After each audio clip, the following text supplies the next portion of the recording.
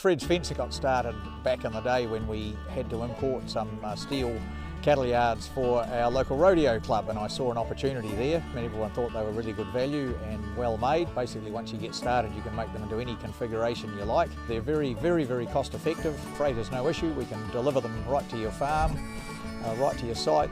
That, in a nutshell, is what Fred's fencing is. Feel free to ring me at any time, and I'm just only too happy to have a chat with you.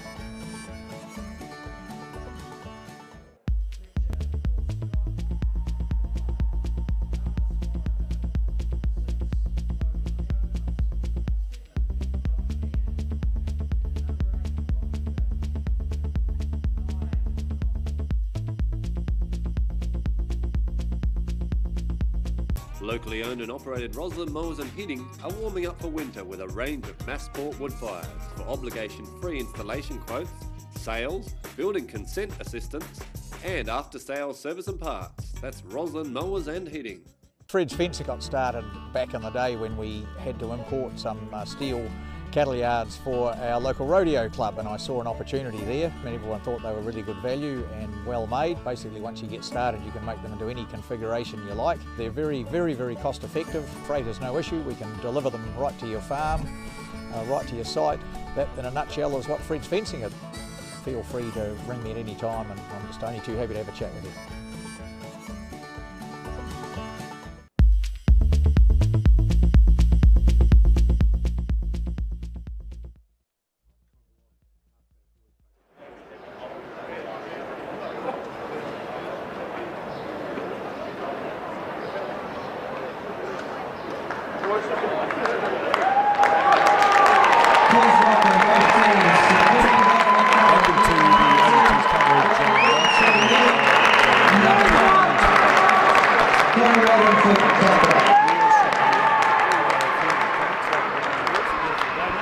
Cheers, Penny. Beautiful day in Dunedin. It's turned on again for Forsyth video. That is under the roof, Penny. And they could have cleaned the windows here now, they can't see a thing. But look, I better thank our sponsors before we start. Garador, our major sponsor. We've got Mitchell's Tavern, Brian Morris. We've got Roslyn Mowers and Heatings. We've got Mr. Heat Pump Cleaner. Fred's Fencing from out at Outram. We've got Trade Assist, Salmac Insulation, Steve Mower Building, and of course Railway Hardy from Rugby. All those logos on the chart on screen as we go, and I'll try to mention as we go. I'm not sure if our scoring's actually up and running or the other. That'll come up on the screen as we go. And well, it's an interesting old game. So Kaikorai have lost one game this year. To our referees for today's pressure in the middle, Logan Whitty, assisted by Caleb Nelson and Fraser Hannon.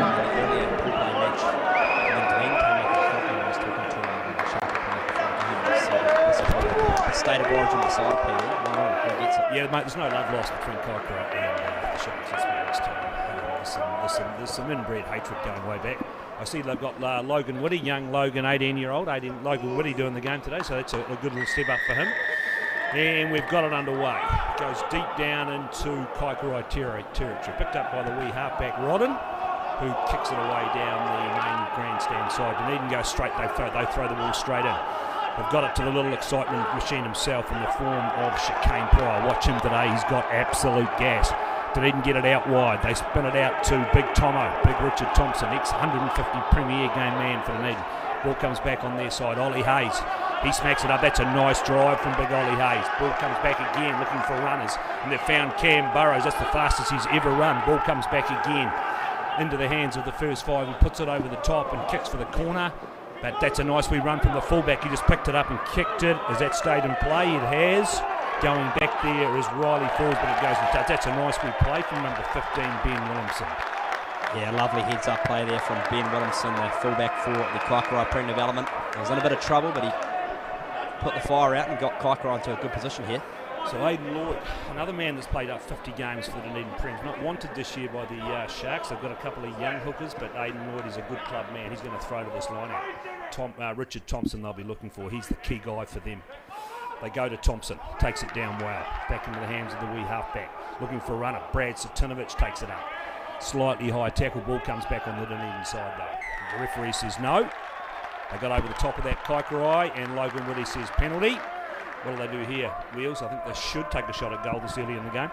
Finals football, points on the board early, I think is crucial. And happily Jackson Miller, who drilled the penalty on full time to get them in this position in the grand final today, will step up and hopefully slot 3. Yeah, no, mate, I heard they really struggled last week. It was, from what I heard, they were down 28-0 at half-time. Tyree against Kaikoura last week. Came back with a couple of minutes to go, got it to 30-28. Then they botched the kickoff, and then Kaikorai kicked a goal to get into the game. Yeah, this man well and truly saved the day from relatively around the same position. I think he drilled the match-winning goal last week. Ex-University Premier winger come to Kaikorai to seek more game time, but he finds himself in the pre-development final. Here we go. So Jackson Miller. For Kaikoura. This is pretty easy. If he's a good goal kicker, he should have no trouble here. Takes a couple of deep breaths. Not much of a crowd here at this stage, Wheels. It's a bit quiet. I thought there might have been a few more here, and that's yes, that's over. 3 points to 0. Kaikoura go up over Dunedin. So penalty. So this guy's been quite a good goal kicker for these boys. Yeah, he's definitely one of their star players. He's played a bit of Premier Rugby, so I guess when you go down that level, not that it's any easier, less unstructured, but cool heads, playing that next step up, he'll know what to do in the big dance. Righto, here we go. For Dunedin, it's Hayden McNulty, the left winger, to get us underway. Puts it into the 22. Taken down by Mackenzie Fawkes, who finds a touch, but only probably 5 or 6 metres outside the 22. So Dunedin to throw to this line. And I've watched a few of these Dunedin games this year, Wheels, and look, Richard Thompson was one of the best line-out exponents in club rugby for his 150 games for Dunedin, so he's an absolute asset, especially at this level. Oh, he's a royalty to have for the Dunedin Prem 2s, isn't he? Just still going as well. Not very fit now, but no, they go down this, they're going to Lem Trainer. And again, they take it off, and they go hard at the line, so Tinovich up to the 22. Looking for a run, it's Cam Burrows again. That's probably his last one for the day. Ball comes back on the Dunedin side. We go into the backs. They find Jackson Goodwin, ex-Colts player. Again, it's Burrows. He's telling a lie. He's still running it up. Victoria all over that.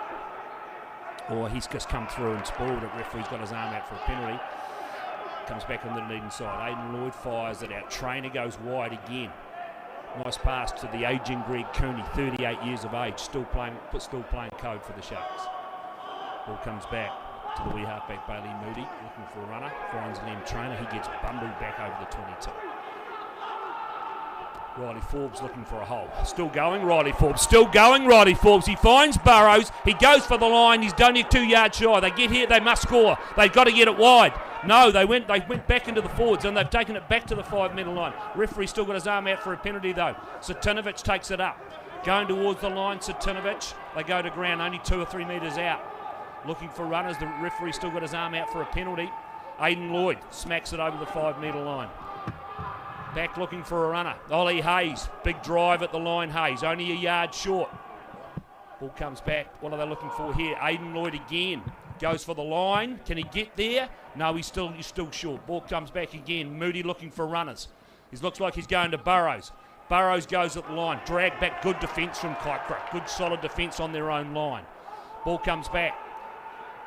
First 5 takes it. Goes to ground, the captain. Ball comes back on the Dunedin side, and as Bailey Moody drops over for the try. Had to come, Wheels, had to come. Relentless pressure from the Sharkies. All started from the heads-up play from Riley Forbes. Big raps on his season so far, Pete, and he stepped up there to deliver the first 5 points on the back of some brilliant vision. Put the wee cat flap offload to the chairman, Cam Burrows. set a few phases, and Bailey Moody, the white line was all there for him. Yes, so 5 points to 3, kick to come. I'm not sure if our the scoring's up on our screen, so we'll just keep you in touch with the scores as we go. We're just looking straight across at the main grandstand, and luckily the scoreboard's working over there. And this will be Riley Forbes to take the shot at goal. He's a bit of an in-and-out goal kicker, to be fair, over the last couple of years for the Sharks. He played quite a bit of Prem Rugby last year, hasn't played hardly any Prem Rugby this year. He's had quite a few months off, but he's come back and played the last 7 or 8 games for the P2s. And look, mate, to be fair, he's hardly missed a kick, so I don't expect him to have too much trouble in the stadium today. And he drains that. 7 points to 3 early on. Oh, the break from rugby has obviously done him well. Heard he was instrumental in the semi-final last week against Green Island to get them here, PD. Yeah, well, I was away last week. I didn't see the game, but in fact, when I did a rugby chat this week, and I did it with Dean Mohu and from Green Island, talking about the big game. And it was actually Dean Mohu who said to me, look at that first round pass in the rugby last week. Ball comes back on the Dunedin side, just outside the 22. Bailey Moody looking for a runner. And Ollie Hayes, who's carried strong from them all year, goes to ground. Back to Riley Forbes. That's a big pump from Riley Forbes. Fullback's in good position though. He's been good so far, Williamson. He puts the up and under up. Forbes underneath that, right on his 10-metre line. And he makes a wee break. It goes to ground. Nice at the offline. Straight into touch. Chicane Pride. As I said, keep it on those kid wheels. He is the fastest kid in town. Yeah, I remember last year we were commentating, PD. He lit up the Colts final, really, didn't he?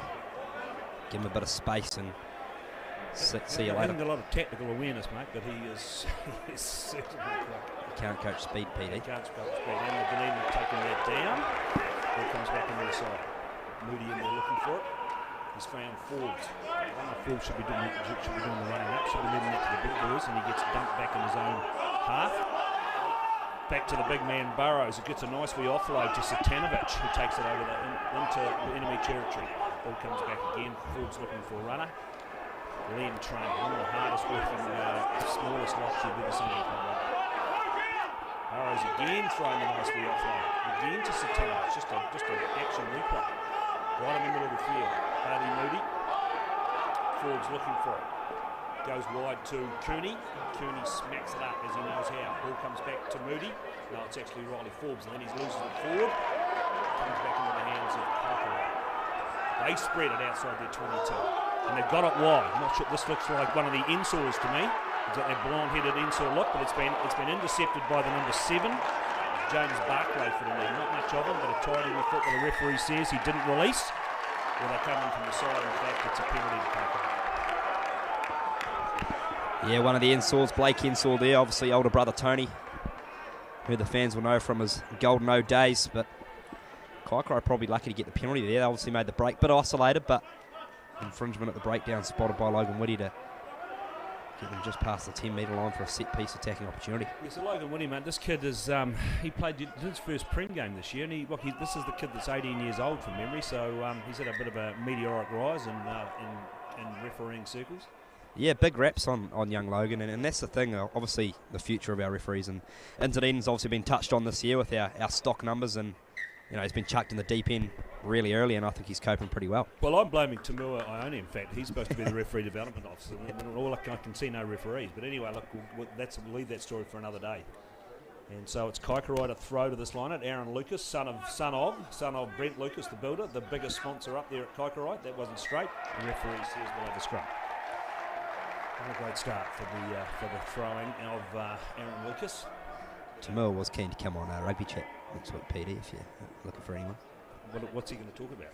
Third appearance of the year. I thought he was now, isn't he now the coach of the Spirit? Yeah, he's on the plane, Pukekohe. So where are they playing today? They play tomorrow, so yeah, they got Counties Manukau, which is an important game for them. So yeah, no, the Pearls, he's clocking up air points deluxe this year. In the big game today, man, I'm just keeping an eye on this game. It's the Tigers, the Dunedin Tigers are playing Clutha. Whoever wins that game makes the semi-final spot. It's very, very tight at this stage. Looks like it's 17-15 to the Tigers over Upper Clutha. Which will be a bit of a shame, because what we'll end up with in that Junior Colts final next week, we'll have 2 Dunedin teams and 2 Kaikoura teams. It probably would have been quite good to see Upper Cluthers, their first year in Junior Colts, would have been quite good to see them perhaps having a crack at semi-final football. Yeah, for sure, and they've had a great debut year to the competition as well. Obviously, there's probably a little bit of work to go on next year in terms of travel and how we can make that fairer for all clubs. But I think having them in the competition is great, and they're a top 5, top 4 side. So yeah, it's looking like it could be Kaikoura Dunedin. Of course, you're used to seeing the Colts finals here under the roof, but next week they kick into semi-final mode just because of the university holidays. Yeah, it's a bit of a pain. It would have been good to have them all playing today, mate, to be fair. But the interesting thing will be, but let's talk about the Prem Colts final, which are also on in 2 weeks' time. They're in their last games today. And what's the score? You've got a Kaikoura score? Yeah, last checked, Kaikorai Devils were up 24-0 over the Tyree Eels, and I'll update you now. There's now 38-0 to Kaikorai Devils, so you can probably almost put the books on that one. They were finishing top anyway, and looks like the Marco currently up 31-0 over Harbour. So you could probably, so they're going to finish 1 and 2. Yeah. That means that Southern will finish 3. Yeah, correct. And so Tyree will finish 4. So we should be seeing Southern play Dunedin, and we'll see Tyree then coming back and playing Kaikorai again. Yeah, and I guess that's the good thing for Tyree. They get an idea of what Kaikoura are going to be like facing them in the qualifier, the knockout next week, and then Southern Dunedin. We won't talk about that for too long, PD, but there's a bit of rivalry there. Well, it's interesting, mate, because look, I picked at the start of the season this was just going to be a Kaikorai Dunedin final, but Dunedin have been less than impressive this year, to be honest. They've been very average at times. Kaikorai have been probably the dominant side. They've only lost the 1 game, I think, and that was to Dunedin. But look, let's be honest. The coming side in the last few weeks has been Southern. What's happened to Southern? So why are they all of a sudden on the rise? Certainly nothing to do with my playing abilities, PD. Well, so you're obviously been dumped from the team. Yeah, on the bench. Got the start last week, which was probably the surprise to the whole of the club. But I don't think you never know. I might retain a spot for the semi-final. Well, I can't. So if you're not playing today, I just can't see them having you back. Yeah, well, we've got the bye, so that's probably funnily enough. Right. Oh, you've got the bye this week, so Southern aren't playing. Nah, not playing. We've got training though, so I'm missing that for this. Okay, so here we go. So it's finally we're back underway. That was Cooney that was injured for Dunedin. Dunedin have won that scrum. Ball comes back to Bailey Moody. Finds Riley Forbes, looking for a runner. Jackson Goodwin. That's a nice tackle from the number 7, Josh Keenan. Ball comes back to Tomo. Big Tomo, as he does, the referee's got his arm out for yet another penalty. And then Bailey Forbes puts that educated right boot down into the 22. That's another nice kick and he puts it back in the hands of the fullback. Referee says we'll come back for the penalty. So we've had a lot of penalties early. I'm not saying they're not justified, but it's just a lot of penalties. Mate, I would have expected more people here. I know we're going to get a massive crowd for the next game. Well, obviously in the Battle of the Saddle. Let's just talk about that game.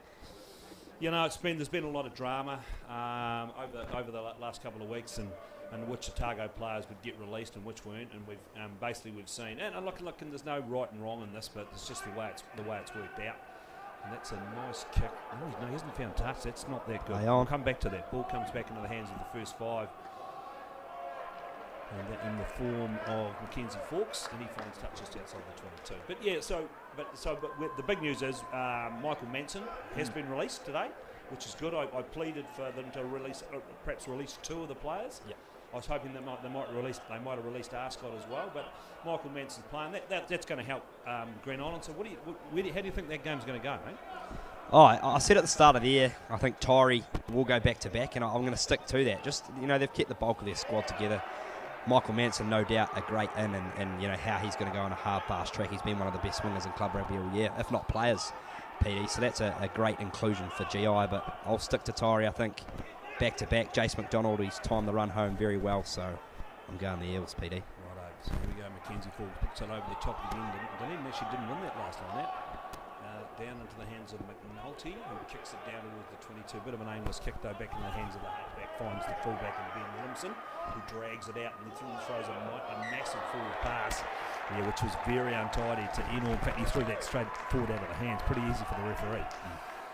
So Dunedin going to get a scrum here, just outside the 22. Just remember, if you haven't got those scores up yet, it's 7 points to 3. Dunedin, 15 minutes gone, first half. Yourself, PD, you've obviously watched a lot of Prem rugby in I won't say your age, you've watched a lot of Prem rugby. Who's winning it? Look, mate, I've said, and look, if they'd had 2 or 3 of those Otago players, I would have said, look, Green Island are good enough to win it. The factor for them, the Reinu factor has been big for them this year. Huge. So he's not playing. So that's a real issue for them. I think they could have lived without the big number 8, Dylan Nell. And the referee's been dragged to one. The halfback's done a great job for Kaikoura. He's just stolen that, ripped it off Baby Moody. Connor Rodden, good, a great piece of work. Ball comes back on the Kaikoura side. Breaking out over the 10-metre line is the 13, Christian Blackie. Ball comes to ground. The referee says we'll come back for the knock on. So look, look, I've said that if they'd had those players, but like I still think they're good enough, Green Island. They really are. And mate, it's 43 years is a long time.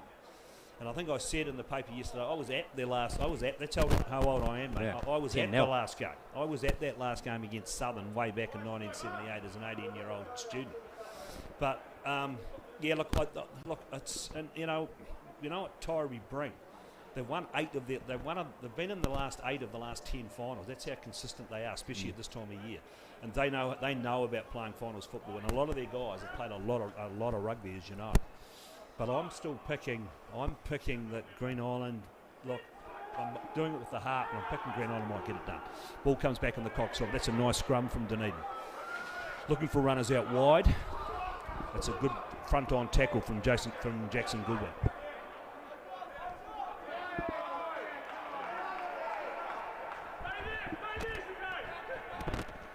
Righto, so I've had a bit of microphone problem. Ball goes to the big throw. Free drags it forward. Tain Rareri.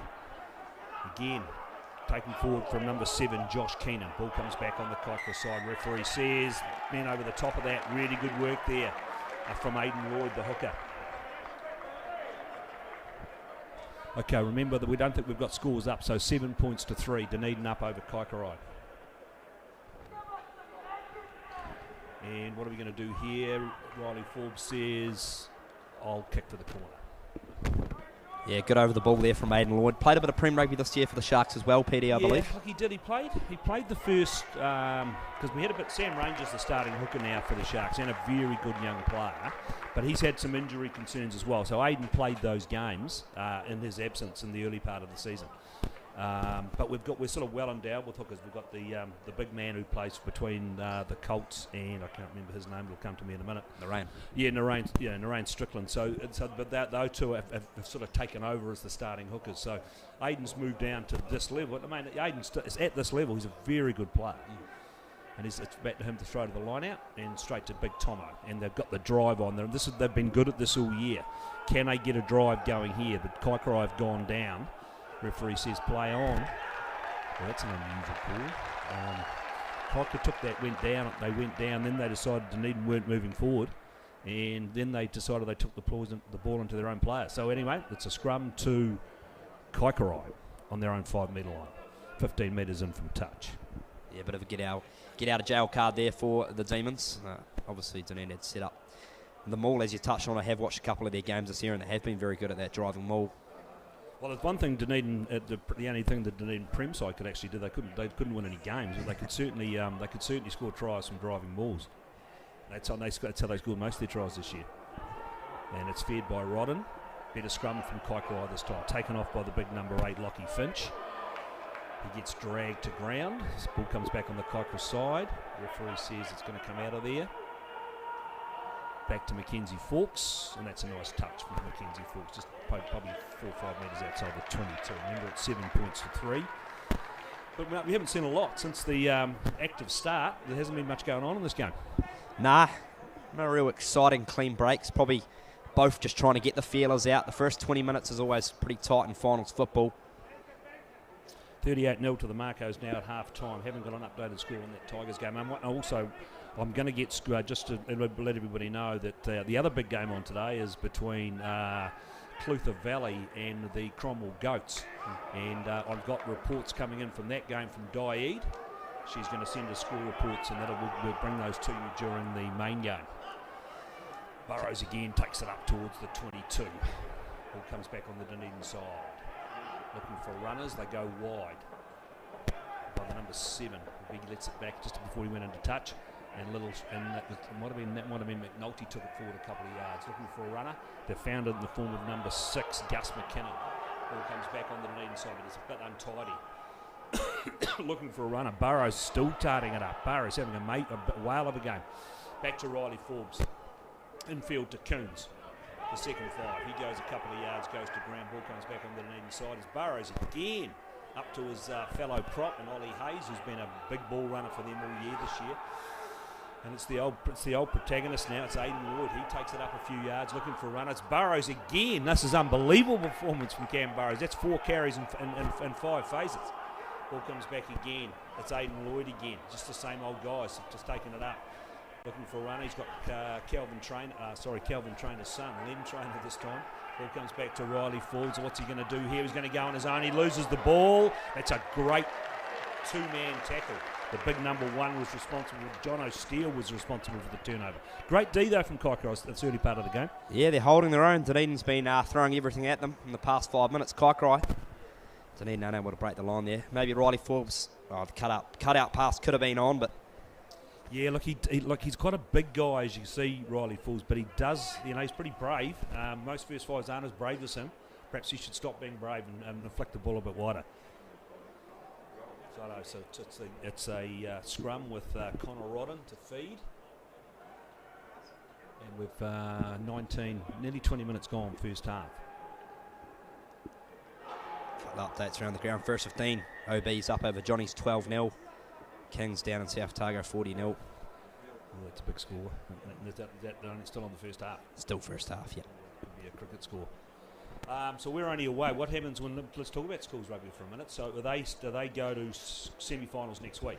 Top 4's confirmed, is it? Yeah, top 4's confirmed. So it's your usual suspects, I guess you could say. You've got your Johnnies, Kings, Southland boys, and OBs. I think so OBs top.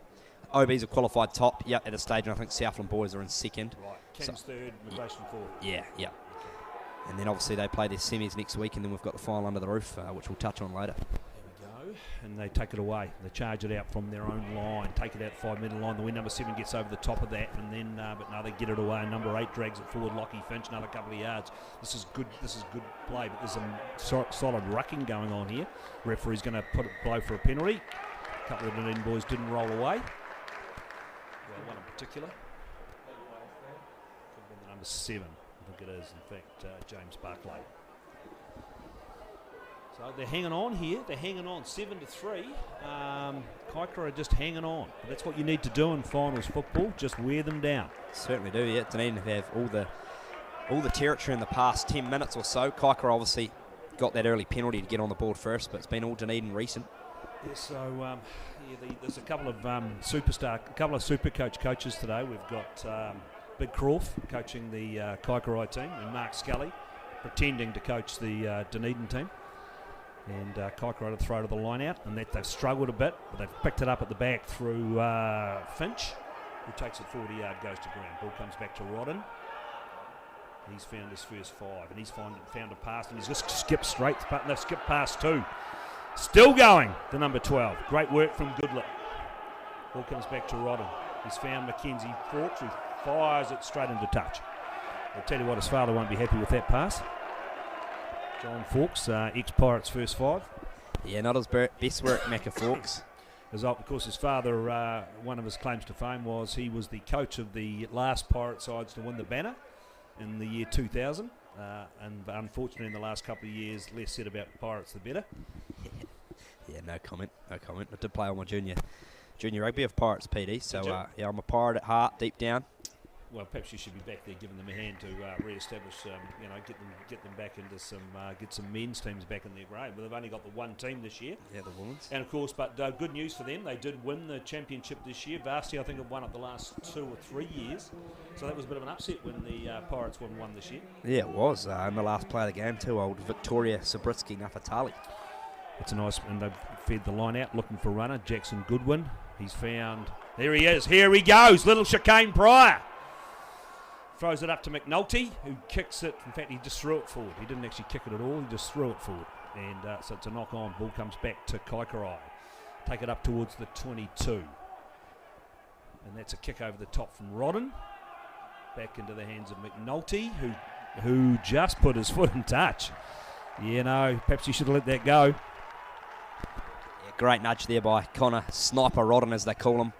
Certainly sharp shooting on that occasion. He's got the great net game there for Kaikorai, probably their best attacking opportunity in probably the last 15 minutes, PD. Well, this is only the second time they've been in the Dunedin half. Right, here we go. So to throw to this line-out, we've got Aaron Lucas. I think this only might be a second throw to a line-out. Has he done better this time? He certainly has. Ball comes back on the Kaikorai side, taken forward by the big number 12, Goodlet. And they're looking for a runner. They found a runner in their form with the big number 8. It's been good for them so far, Lockie Finch. Still going, Lockie Finch over the 10-metre line. Ball comes back to Rodden, looking for runners. He's found the number 4, Fletcher Scott. Ball comes back again on the Kaikoura side. Looking for a hole. Just nearly got through the first 5. Ball comes back. Number 7. Go to ground, comes back on the Kaikoura side. And number 4's taken it down, Cool Scott. Ball comes back again. And referee says penalty. I'm not sure what that was for. Hello, we've got those numbers around the wrong way, have we? So I should have been calling it Yanis Warenda, not Cool Scott.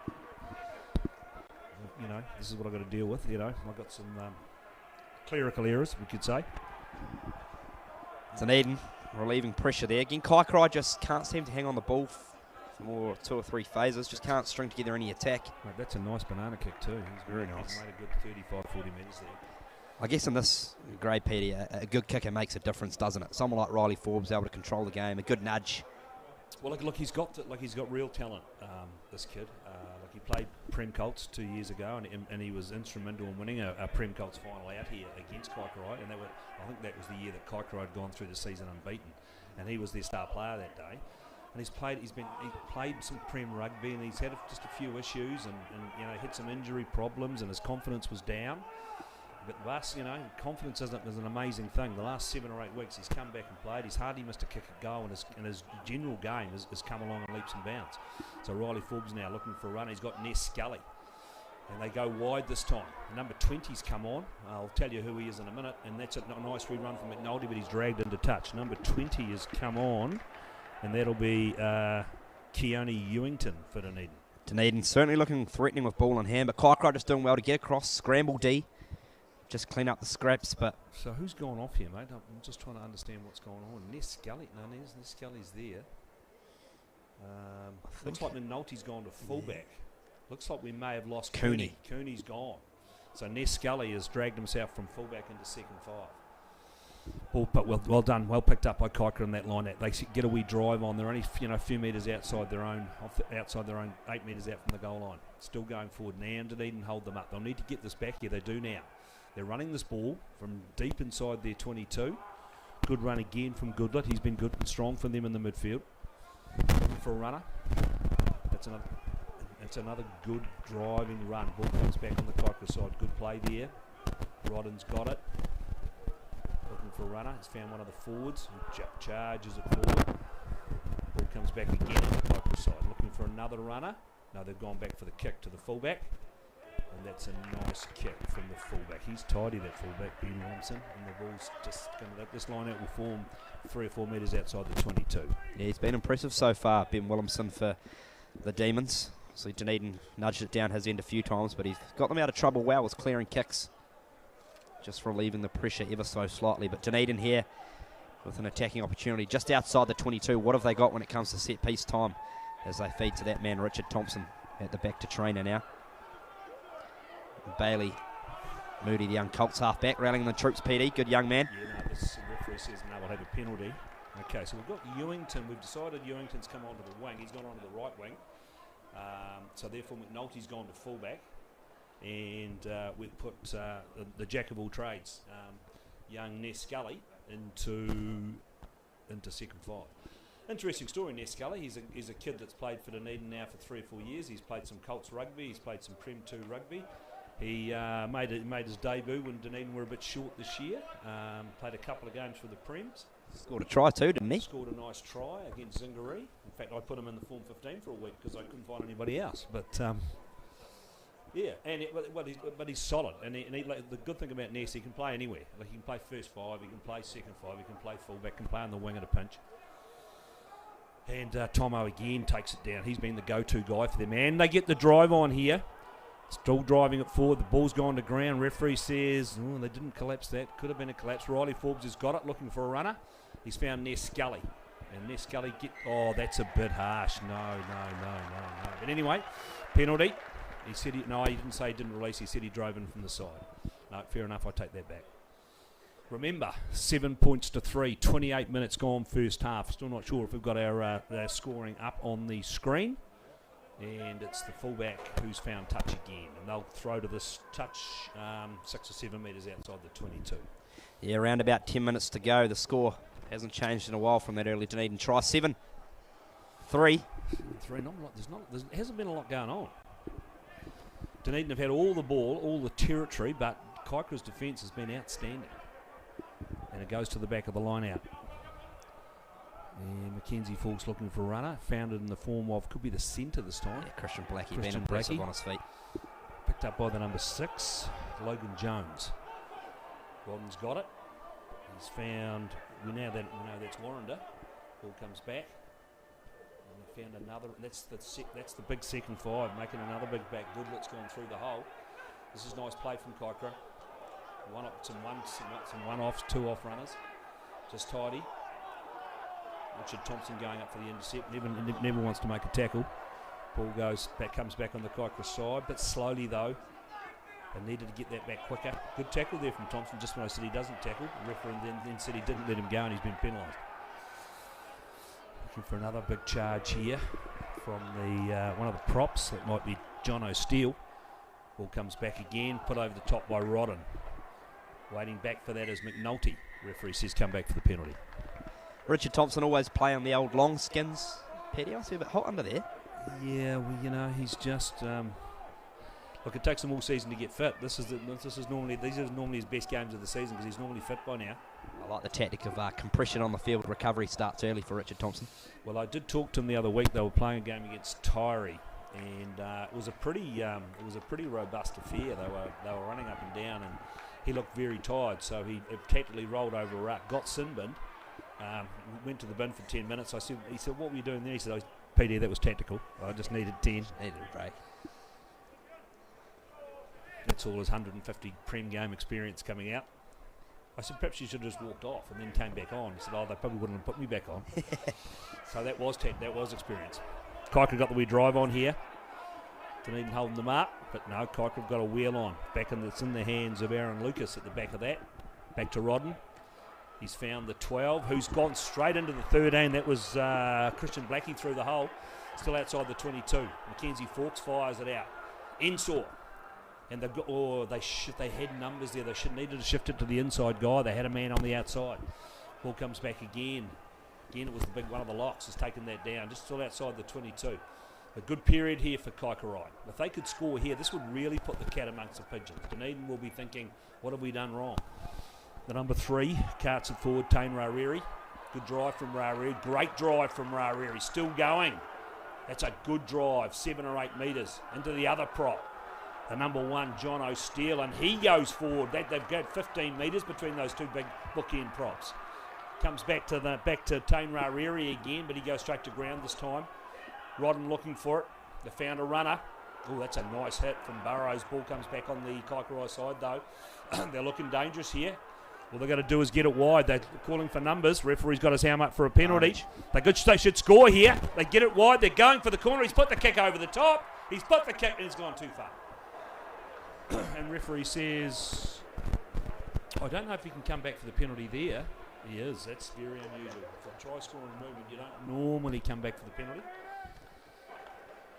But this will be 7-6. Yeah, Jacko Miller's teammates would have been pretty vile if there wasn't a penalty advantage there. The wee chip and chase gone dead. I don't know if that was the option. Nevertheless, they get a second opportunity here. And no, they're going for the line out. Williamson, here he is. Taking the 3 personally. Anyway, they're obviously going to back their line out drive. Can Richard Thompson get up and steal this line out off them? 7 points to 3, 32 gone. First real attacking opportunity of the game for Kaikorai here, PD. Right, here we go. Where will they go to? I'd say they might be going to the big number 8 by the look of this. At the front. Jackson Miller sitting really deep in the back line. They've gone to the back. Now they've got it down. Can Dunedin hold them out? They're going forward now, Kaikorai. This is a nice wee movement from Kaikorai. They're heading towards the line. Ball comes spinning back. Oh, he's got his arm out for yet another penalty. Ball comes back. He's offside. Ball comes back on the Kaikorai side. Picked up by one of the props again. He's driving at the line. That's a nice run from Steele. He's only 2 or 3 metres out. Ball comes back on the Kaikorai side. They can go again here. They're only a metre out. Referee says we'll come back for the penalty. And they've gone up the line. Try time. Penalty try. Yeah, no, that's interesting. You said the Dunedin guy was offside. And a yellow card. Huge blow here for the Sharkies. Yes, that's an interesting call. So then, and now it's 10 points to 7. And there's a man in the bin? Yep, man in the bin. So he's made the call there, I think. Well, tackling someone in an offside position, close to the line, stopping a try. Yep. No, fair enough, fair call. So 10 points to 7. And Kaikoura will be thinking to themselves, Dunedin will be looking at themselves going, look, we've had 80% of the possession, 80% of the territory, and we are now down by 3. Kaikoura, again, their first opportunity, try-scoring opportunity, and they've converted it. As you said, Dunedin have had all the territory, all the possession, but just haven't been able to execute. Big win for Kaikorai there, but still, how did Dunedin come back? Well, on the back of the defence, though, to be fair, they've been defensively, they've been strong. They've held Dunedin out, 5 or 6 times close to the line. So, and they'll be back in their defence here. So 6 minutes to go. Kaikorai up 10 points to 7, and they've got a man in the bin, and it's Liam Trainer. Got a bit of a hold up here. As somebody's coming onto the field. Not sure what's going on here. They might have another change in the midfield. Looks like it's number 21, who's Josh Steele, who's been out, I think, for 6 or 7 weeks injured. So he's now come into. Looks like he may have come into the midfield. Unless they've lost another player. And they put the kick down towards the 22. And they bring it forward. Come forward 2 or 3 yards, the open side flank to Josh Keenan. He's going to put his hand up, yet another penalty. That's a nice kick from Rodden. And this time they let it go to touch. No, he said he was outside the 20. Outside the 22. In fact, he might have thrown the ball to him inside the 22.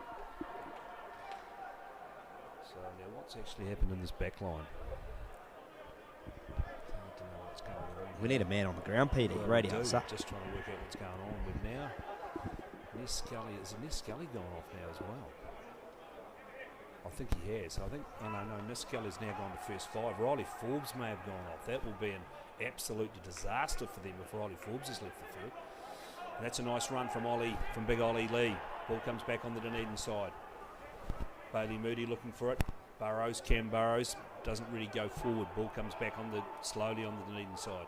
Ollie Lee again. That's a nice run from Ollie Lee. He's been a good carrier for them all year. Bailey Moody in there looking for. Referee says. Yeah, no, that's okay, we'll go with that. But there was a man offside there kicking that ball back through the ruck, but he's obviously missed that. Yeah, he's got the penalty there for holding on. I think, maybe just hard done by there. Did see that wee kick in there, but again, Kaikorai. So yes, we think that Bailey looks like Riley Forbes is off, and now Ness Scully is playing first 5. So he started at fullback, went to second 5, and now he's at first 5. Dunedin in all sorts of trouble now. We'll just try to get confirmation if Forbes has gone off for an injury, or can't think it's tactical. No, it certainly won't be tactical. I don't see him sitting down there on the sideline anywhere. There is a man being attended to down here. That could be him. Dunedin have got that ball back. They'll be looking to try and tighten this up now and keep it tight. Comes back on the Dunedin side. Ness Scully goes into the midfield. Ewington. He finds chicane. Little chicane prior. Ball comes back on the Dunedin side. Ollie Lee at first 5. Good run from Ollie Lee. Goes to ground. Ball comes back slowly. He's finally got them for a penalty. Bailey Moody. Jackson Goodwin straightens it up. Early massively early tackle. The referee says we'll come back for the first penalty. I'd take. Well, of course they've got no kicker now, so they won't be able to take the kick at goal. Yeah, who is the backup kicker, if any, as you've just said? That's a good point, mate, to be fair. Possibly Hayden McNulty, but they won't be. They'll be kicking for the line. Yeah, looks like they're certainly thinking line out time. 2.5 minutes to go. Obviously, Riley Forbes on the field. You would just bang that over, but going to half time, 10-all. No, they're going to. McNulty's decided I'm available. Yeah, he is. He has kicked for this side before, but as to how good he is, there's Riley Forbes there. He doesn't look that good at all, so he looks like he's gone for the game. He is gone, and he is devastated. So that's a massive blow. So they now have no recognised first five, and Ness Scully's going to have to sit in and do the job for the rest of the day. Hayden McNulty to take the shot at goal. Can you imagine if he's going to sit in the stands that it's potentially a head knock? He's had some concussion problems in the past. McNulty. That's an awful looking kick. He's done it. But it's dragged away. Didn't strike it very well and dragged away to the left. Yeah, so now it could be a very long day for Dunedin now. 10 points to 7 to Kaikorai. 2 minutes to go in the first half. Remember, they're down to 14 with Lem Trainer in the bin. Your updates around the ground. Kaikorai Devils defeated Tyree 62 points to 0. 38-0 the Marco over the Harbour Hawks. Cam Burrows takes that down. Gets swamped by the big number 5 in the form of Fletcher's course Scott. Still driving forward. Another wee good run. Ball comes back on the inside. Thompson, that's a forward pass, but they didn't pick it up. Ball comes back on the inside again. And they put the wee kick over the top to McNulty, but it's going to go too far. No, it's not. It's just bounced inside the line, and that's not a great clearing kick that time from Ben Williamson. It just finds the touch just outside the 22. Look, Dunedin really need to try and get some points on the board here before half time. They'll be going in here thinking, what have we done wrong? We've had all the ball, we've had all the territory. We're down by 3, we've lost our first 5, and we've got a man on the bin. So really, they need to get some points on the board here. Thompson's called for the short line out, which is surprising considering their big line out was working fine. But anyway. What can they do here? The Sharkies 20 seconds, so hopefully not that long until... They just nearly absolutely coughed that up. Ball comes back on their side again. Looking for a runner, and Satinovich takes it up. Bailey Moody, Scully fires the pass to McNulty. Jackson Goodwin, they're not really going anywhere here, and Kaikoura are all over that. Burrows. That's a better run from Burrows. Good tactical awareness. Got on, just hit it right on the game line. Looking for runners again. They found the McKinnon. McKinnon doesn't know what to do, so he just takes it forward. And he's been held up. Ball comes back though on the Dunedin side. Looking for a runner. That's a nice run again for some Satinovich. 2 men over the top, but both off their feet. But referee says no penalty. Yes, unbelievable. Burrows drags it forward 2 or 3 yards. Ball comes back on the Dunedin side again. And Goodwin's got it. Goodwin straightens. Goodwin still goes. A nice run from Goodwin. But Kaikorai over it, and they've drone over the top of that and won the ball. That was good play from Kaikorai. Again, great defence. They've thrown into touch. Referee says, let's go to half time. So half time here. 10 points to 7. Just remember that the game today is brought to you by Garador, Mitchell's Tavern, Roslyn Mowers and Heating, Mr. Heat Pump Cleaner, Fred Fenson from out at Outram, Trade Assist, Selmac Insulation, Steve Mower Building, and my old mate Hardy from Liquorland. Remember, it is 10 points to 7. Kaikorai looking good. Remember, Dunedin down to 14 men, and they've also lost their key playmaker in Riley Forbes, who's gone with injury. So Dunedin have got a lot of work to do in the second half, down by 3. We'll be back with you again shortly. Feel free to ring me at any time, and I'm just only too happy to have a chat with you.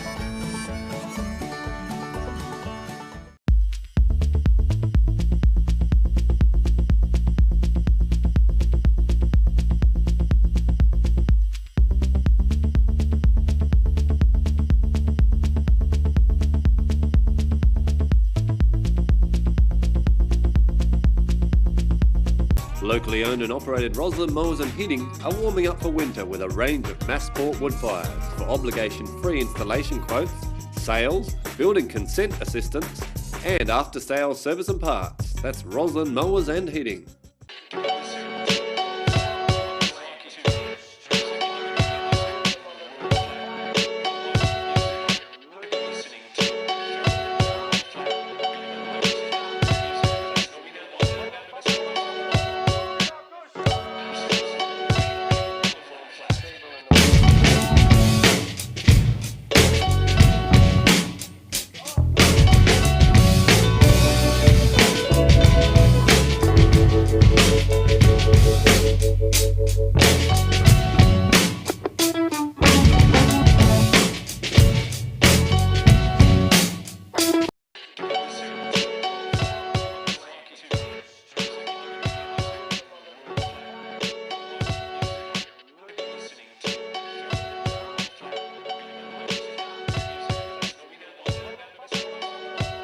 Fridge fencing got started back in the day when we had to import some steel cattle yards for our local rodeo club, and I saw an opportunity there. Everyone thought they were really good value and well made. Basically, once you get started, you can make them into any configuration you like. They're very cost effective. Freight is no issue. We can deliver them right to your farm, right to your site.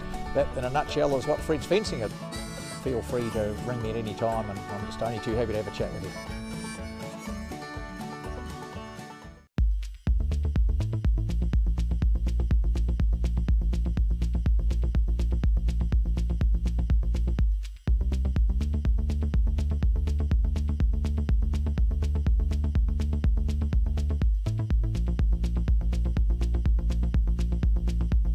Locally owned and operated Roslyn Mowers and Heating are warming up for winter with a range of mass sport wood fires. For obligation-free installation quotes, sales, building consent assistance, and after-sales service and parts. That's Roslyn Mowers and Heating.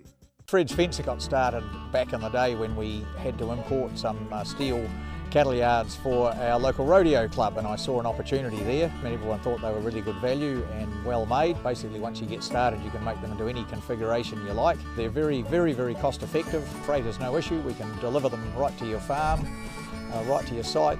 That, in a nutshell, is what Fridge fencing is. Feel free to ring me at any time, and I'm just only too happy to have a chat with you.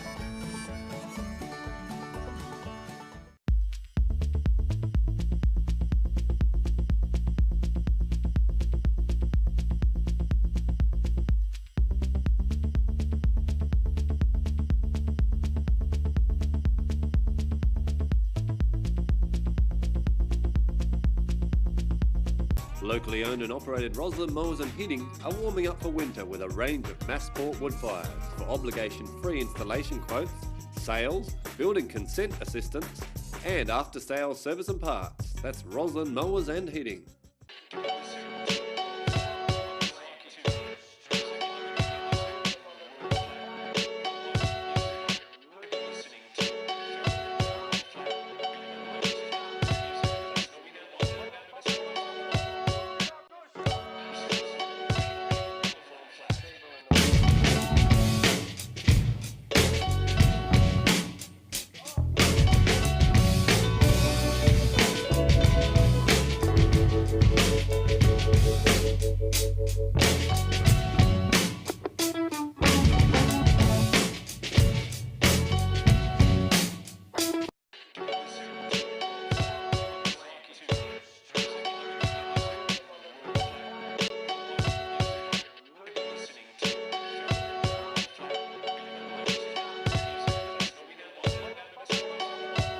Fridge fencing got started back in the day when we had to import some steel cattle yards for our local rodeo club, and I saw an opportunity there. Everyone thought they were really good value and well made. Basically, once you get started, you can make them into any configuration you like. They're very cost effective. Freight is no issue. We can deliver them right to your farm, right to your site. That, in a nutshell, is what Fridge fencing is. Feel free to ring me at any time, and I'm just only too happy to have a chat with you.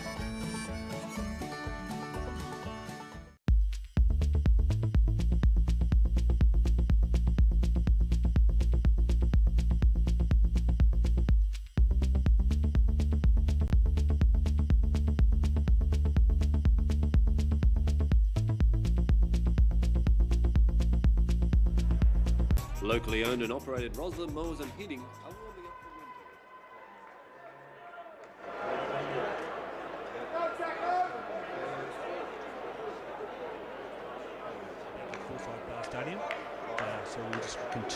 coverage. Just remember this coverage today is brought to you by Garrett Orr.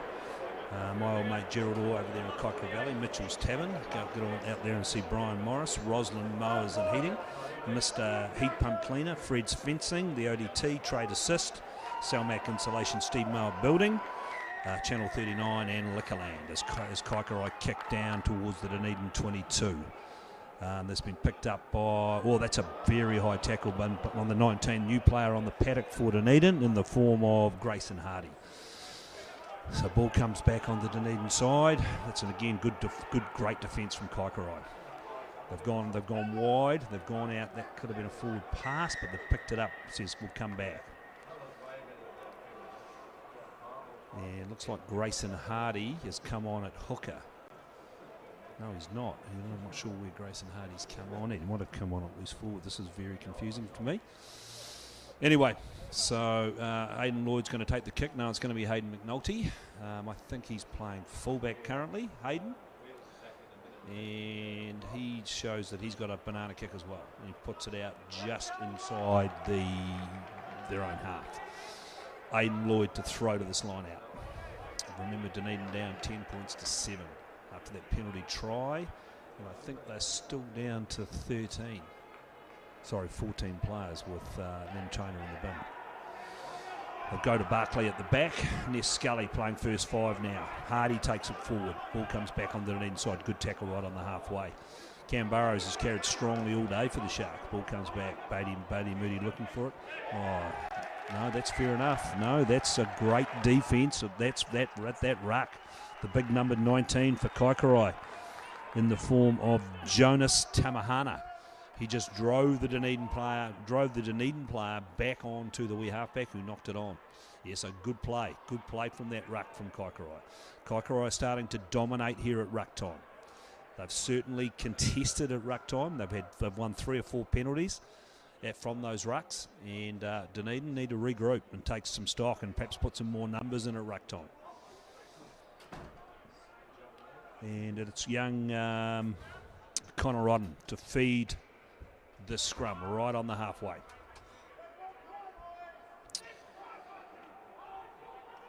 So Connor Rodden puts it in and it's fed, and he puts the wee kick over the top. That's a nice wee kick, but it's out on the full. So in fact I just made that up. It's not a nice wee kick at all. So we'll come back to halfway. Dunedin will throw to the line out. So Grayson Hardy, who's normally a hooker, must have come on as a loose forward reserve.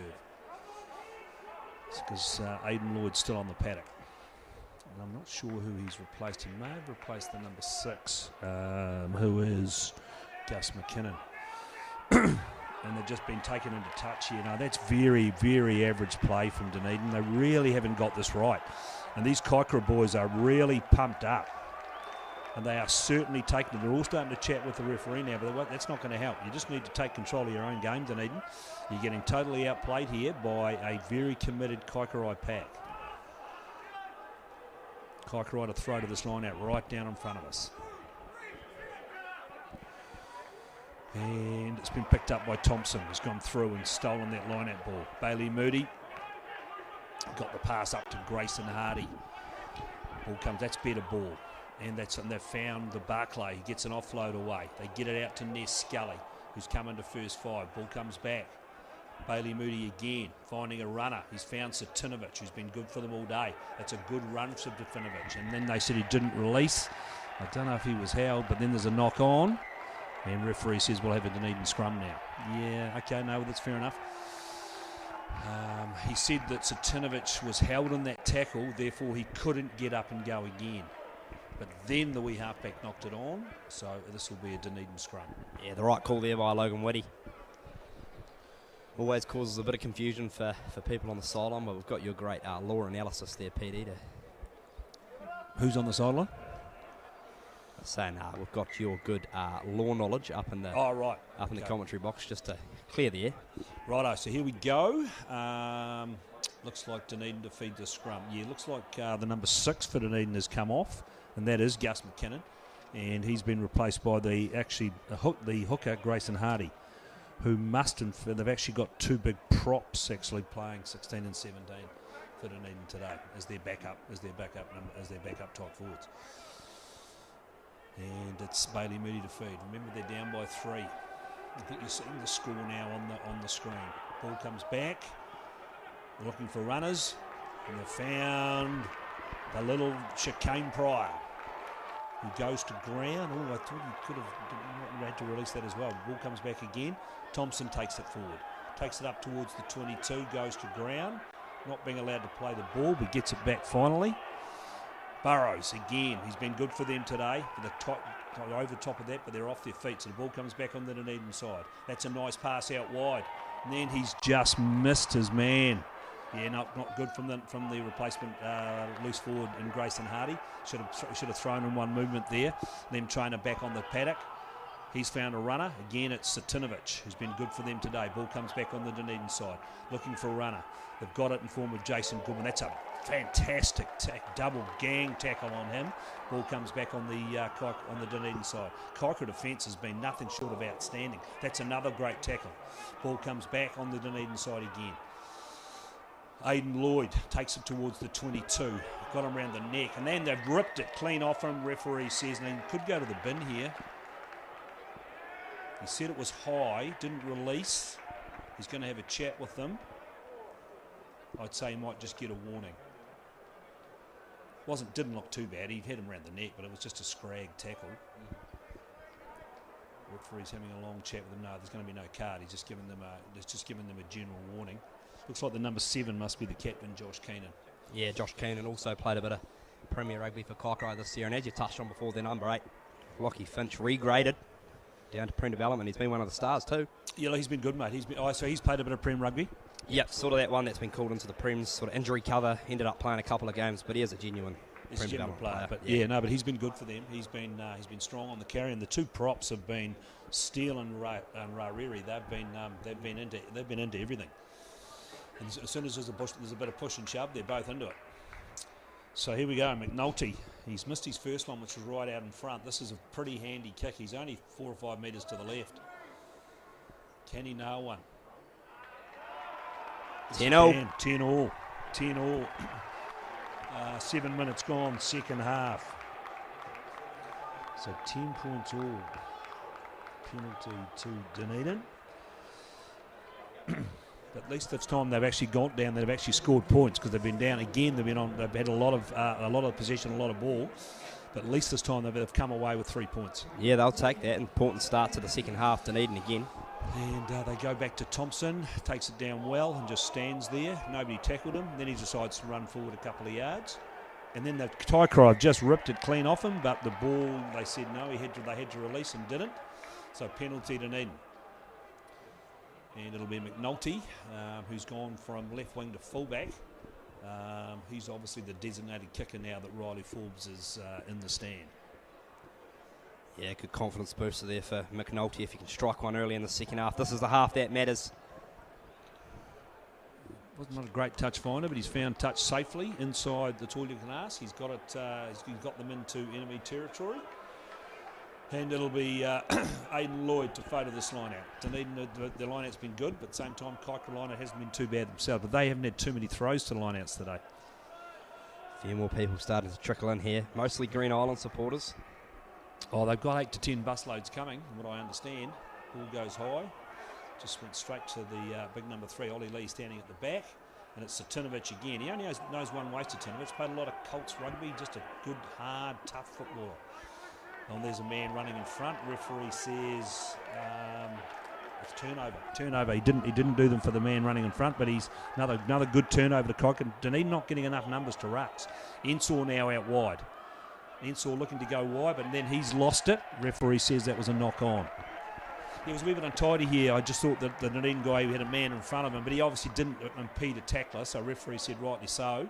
Carry on with the game, and then Kaikoura just tore it up at the ruck. What Dunedin need to do, though, and what I can see here, Will, they're not putting enough movement to rucks, and Kaikoura are just getting in and pilfering their ball. Yeah, it's been the story of the game so far. I found the breakdowns have been pretty messy, forcing Logan Whitty to cool it up. Obviously, there's been a few go either way, but hopefully for the next 30 minutes we can see the rucks be a bit clearer and start to throw the ball wide.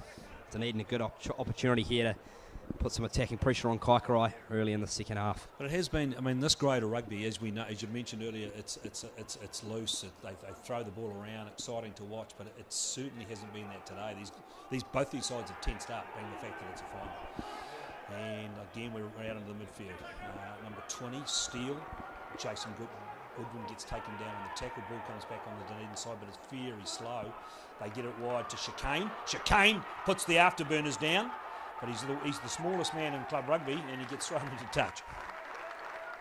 Has been impressive in hand, hasn't he, Chicane Pryor? Just needs a wee bit of a gap. But he'd only be 8 stone, dripping wet, and he'd only be 5'2". He's interested in playing some 85s, rugby PD. He could tear it up. Oh, he's genuinely fast. You know, he would be a real 85s candidate. So the defensive line out here to Kaikorai, it's Aaron Lucas to throw, and they've gone to their big lock, and he's taken it down well, out into the midfield. Now, they've run it up hard all day, this midfield. That could have been Blackie that time. Again, they get the runner on. It's the big number 8 again, and Finch. He's hard to bring down. Finch takes it outside the 22, then Dunedin rip it clean, but referee says illegally, and it was. I'll give him that, and this will be a relieving penalty to Kaikorai. Yeah, pretty straightforward decision there for Logan Whitty. Dunedin just impeding, giving Kaikorai that pass to potentially exit their own half through the very handy boot of Williamson, who, as we touched on in the first half, looks like he's got a decent wee nudge on him, doesn't he, PD? You know, I haven't heard what's going on with that the Upper Clutha Colts game. Have we got a result for that? See if I can have a look on the live scoring for you now. They probably won't have used it in live scoring in Dunedin, I wouldn't have thought. The Tigers are up 28-15, so... looks like they might sneak through into that 4th position. Again, that was well done. They got up and had a go at that Dunedin, but Kaikoura somehow managed to drag it back. But Dunedin straight over the top of that ball, and they've won that one. That's possibly their first one they've won today. Then the touch judge says there was a wee knock on there, and we'll come back for a Kaikorai scrum. Just explaining that to Aidan Lloyd, who was looking a wee bit bemused, and then he accepts that decision, fair enough. And this will be Kaikorai to feed. Remember, it's 10-all. 11 minutes gone, second half. A lot of people tuning into this commentary around the world, as I've had a few rude texts from Melbourne, from Chris Gallagher, who was supposed to stay for this game, but he owes such a big bar tab at my bar at home. He's decided to go back home instead of paying that bar tab and missing this game today. He's watching on live stream. I hear there's quite a few of the boys down in South Otago watching this live stream today. They've gone down to watch the mighty Dunedin seniors playing. 2B Town, get up. I can't imagine they'll beat Crescent. Crescent will throw out their premier team today, I'd imagine, just to make sure they win that game. We'll get the match committee checking the team sheets. Look, it'd be too hard, wouldn't it? It would just be too hard. I mean, we've had some in these senior grades. Anybody seems to be able to play. Yeah, poor old Ray Chalkham from Green Island Seniors sends his via paper copy every week. Hasn't used the electronic once. Just not sure how to do it. Yeah, we need to get some upskilling done there. But so has he still got a fax machine to send it in? Yeah. Or does he post it? Post it, yep. Can't even read his handwriting either. It's all block letters. Good. Right, here we go. Kaikorai to feed the scrum. And that's a nice pass, but then it went to nobody in particular. Out to the 13, and our mate Blackie. Ball comes back on the Kaikoura side. Dunedin decide not to defend that ruck. And there's Williamson, puts it high in the air. Now, who's going to come back and try and catch that? Nobody. Ball comes back from a knock on to the Kaikoura boys. So that was ended up being a great kick for them. Dunedin go over the top of that, but Kaikoura get the ball back. Mackenzie Fawkes gets it wide. Again, it's this time it's Goodlett, takes it forward. Dunedin go over the top in the form of Burrows. The ball comes out to nobody. They've got the big man now on. That's the biggest man in club rugby right there. That's Richard, I'm not sure what his real name is, Michael Trimbath. He's a size. Ball comes back to the number 14. He decides to put it high in the air, Jackson Miller. Taken down by the number 20, Ewington, who puts a nice wee kick through there, Ewington. He's heading towards the sideline, but they get back there. Can the number 7 grab him? And he does. Dunedin over the top, but Kaikoura again get numbers to that. Great defence from Kaikorai. Dunedin, though, drives straight over the top, and this time it's been picked up, then knocked on. That's some good work from the Dunedin boys. They finally have decided to put numbers to the ruck wheels. Yeah, what did the coach say at half-time, Petey? Gave him a good rev up, obviously, because Dunedin have sprung to life so far. Well, they just needed to get numbers to the breakdown. It was a pretty simple thing to see. So I'd imagine Mark Scully would have had no trouble picking that up in the stand. And he tells me this is definitely his last ever game he's coaching today. He's sick and tired of cold Thursday nights out at Kettle Park. He's been coaching off and on at Dunedin for the best part of probably 12, 15 years. Good stint. He's had a good stint. And in fact, he's more of a director than a coach. Let's be honest. He's full of words of wisdom. Said he would have come up with some great words of wisdom at half time. Okay, Dunedin to feed the scrum. Remember, it's still 10-all. This is anybody's game, 55 minutes game. It's not a great game as a spectacle, but it's close. And Scully decides just to put it down and charge it up over the 22 and does that well. And this Liam Trainer now, the man that got Sinbin, fired into that ball. Ball comes back on the Dunedin side. Referee says there's a couple of men offside there. Aidan Lloyd takes it forward, still going forward. They'll come back for the penalty right in front if they need it. But now they're looking for runners. Grayson Hardy gets taken to ground. Their defence has been fantastic. This time Scully, he goes wide, and they've scored in the corner. Number 21, Josh Steele. That would have been Rawiri Werita. We'll go with Rawita. He's gone over and scored a nice mask. Ness Scully summed up, but well, he could have gone on his own wheels, but he felt he just needed to get his man out wide. Great vision to Scully. Got it to the edge. All Werita had to do really just get over the chalk. He didn't have too much cover D coming at him, but he got it over safely. And Dunedin, it's been all them thus far in the first 15 minutes of the second half. Kaikorai, and they've got to answer quickly. Tough kick. The key to it, though, mate, and when they've got down here, they've shown a bit more urgency, and they've gone quickly from ruck. They've put more numbers to the ruck. They're getting fast ball, and then it just gives you numbers out wide. Well, they certainly learned from what they did in the first half. Obviously dominated in that red zone of Kaikorai, but when they've entered the red zone in this half, they've certainly executed well. We'll give that try to Werita. I called him Josh Steele when he came on, but Josh Steele's 22. And here's Hayden McNulty. He's right down in front of us, but he's right on the 22. And that's actually not a bad kick, but just away to the left. So 15-10. 24 minutes to go in the second half. So, mate, it's still anybody's game. There's only 5 points in this. We've seen Kaikoura, all they've got to do is get some uninterrupted periods of possession, and they can get themselves right back into this game. And it's Ben Williamson with that tidy boot of his. He's going to get the game back underway. Puts it down towards the 22. Aidan Lloyd's underneath that. He'll charge it up. Goes to ground. 10 metres outside the 22. They're in there looking for it. Ball comes back on the Dunedin side. Ness Scully. What's he going to do? He's put the wee kick away. Here he's off. The wee man's off. No, drag down. Referee says forward pass. And I think he was right. I think it was a forward pass into Chicane Pryor. So this is good for Kaikorai. There's going to feed a scrum here. They're only 3 or 4 metres outside the 22 in a good attacking position. And it'll be the very impressive Connor Rodden to feed the scrum. Connor Rodden, has he played any Prem Rugby this year for Kaikorai? Nah, the great man Snipes hasn't played any Prem Rugby yet, but he is a Southland Boys, expat Southland Boys first 15 halfback, so he's played a high level of rugby, but he's been pretty good. Just a few kicks out in the full, but he's doing his job well. Right, so here we go.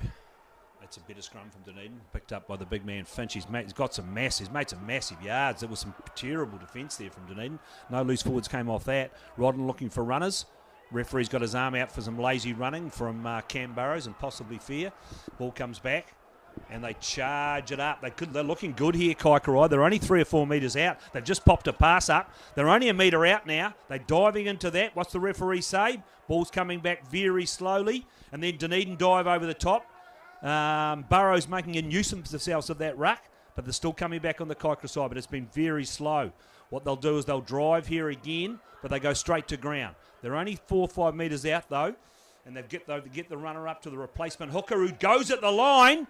He's only a yard short. Ball comes back to Rodden, and they charge at the line again. Have they got over and scored? No, again, the lock's been held up. Ball comes back on the Kaikorai side, looking for runners. They're going to come back. They're going to come back to the open side. Referee's got his arm out for a penalty for some offside play. Ball comes back to Kaikorai again. Can they get over and score? Good defence on that time from the end. The big prop was just taken down. Didn't make a yard. What's going to happen here? They're still going at the line. They're only 2 or 3 metres out still. Referee's still got his arm out for the penalty. They get it back to the number 1 in John O'Steele. He goes close. Can they get over here, Kaikorai? Referee says, no, we'll come back for the penalty. Good period of play from both teams. Good defence in Dunedin and nice period of attack from Kaikorai. Yeah, good D from the Sharkies. A few of them craunching down on their feet, looking pretty knackered. The big number one's got his hands on his heads already. Still 20 to go. He's got a puff in the big ones. He's got more work to do. The big number one. Now, he is one of the biggest men that's ever lived, Michael Trembath, a security guard by trade. In fact, he's a security guard here at the stadium, the big fella. And he is a massive piece of meat. Yeah, he usually protects the field. Now he gets to run rampant on it. And he has actually got a surprising turn of pace, to be fair. And it looks like it's the wee replacement 6 that's gone down, and that's Grayson Hardy. It looks like he's had a piece of cramp. Now, what are they going to do here, Wheels? Are they going to take the 3? No, they're going to set the scrum. Is that a good option? I think it is. Kaikorai still got majority, or if not, they're still their full starting backline on. Great set-piece opportunity.